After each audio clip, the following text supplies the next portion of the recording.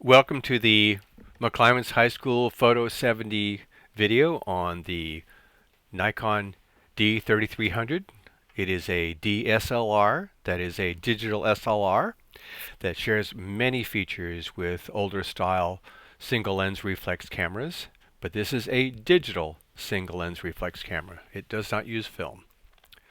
Our first step is to attach the strap. You can go over this diagram if you want. It is the most important step in this whole thing. Once that's done, the camera is safe. You put that strap around your neck. The camera makes more sense when it's around your neck. Power switch. If you're holding the camera with your right and left hand, point your index finger forward. You're probably right on the on-off button. Click it on and off to get the feel for it, but we want to leave it off for this next step. Turn the camera over to look at the bottom of it, and on the right hand side you'll see a door with a latch that you can open with your index fingernail. And that delicate door opens. Be gentle, don't muscle it. There's a little yellow latch that covers the battery. Move that latch toward the front of the camera away from you, and the battery will pop up. Pull that battery out with your index finger and your thumb and look at the contacts on the other side, and look inside the compartment. You can see where those contacts go. This is exactly how that battery goes in. Insert the battery back in, press it in with your index finger until the latch clicks, then close the door until the latch clicks, and turn the camera right side up.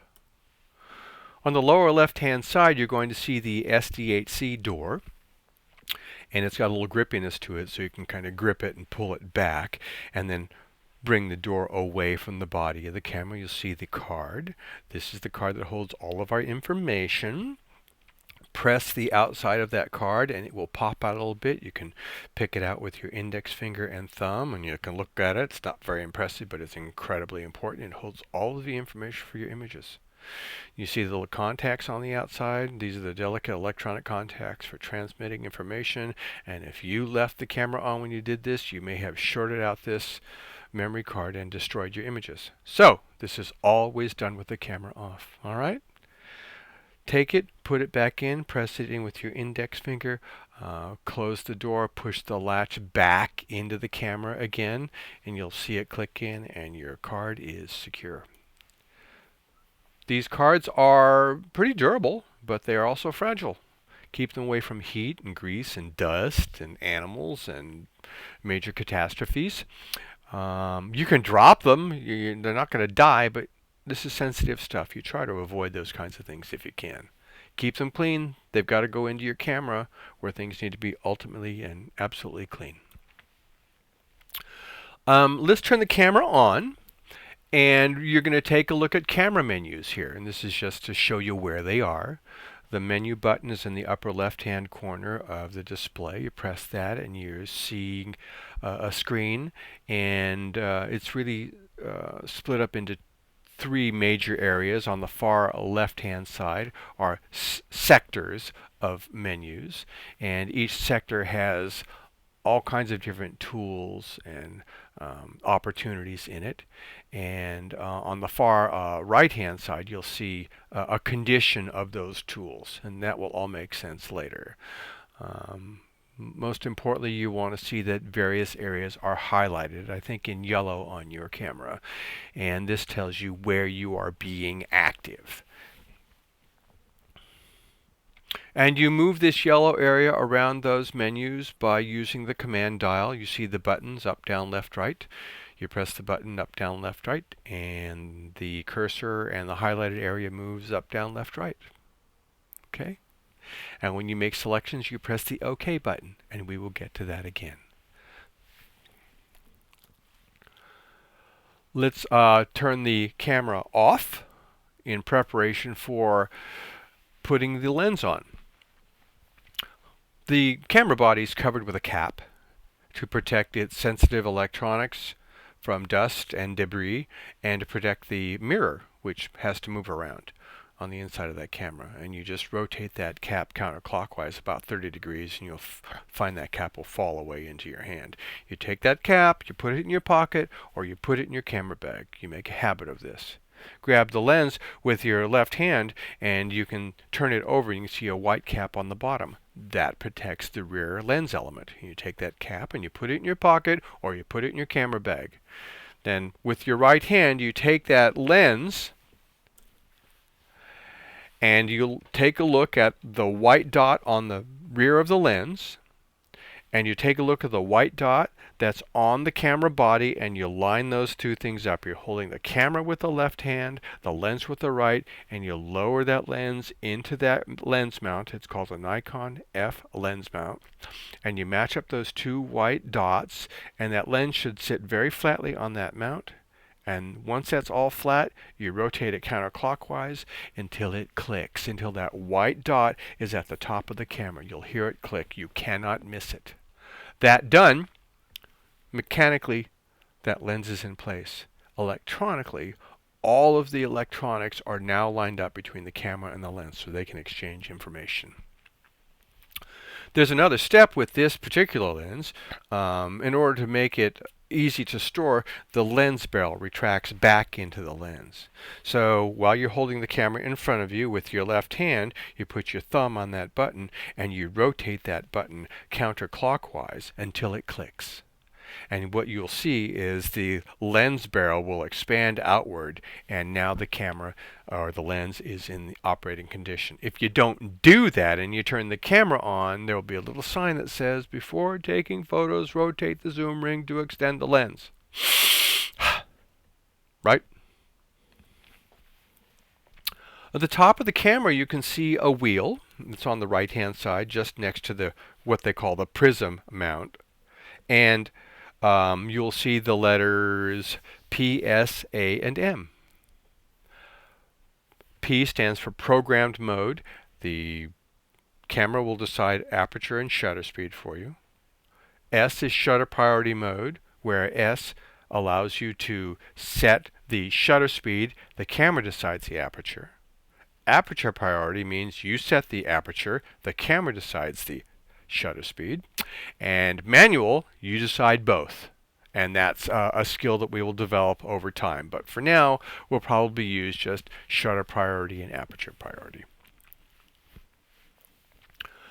Now, if you look through your camera and you can't see anything, you may have left your lens cap on. It happens all the time.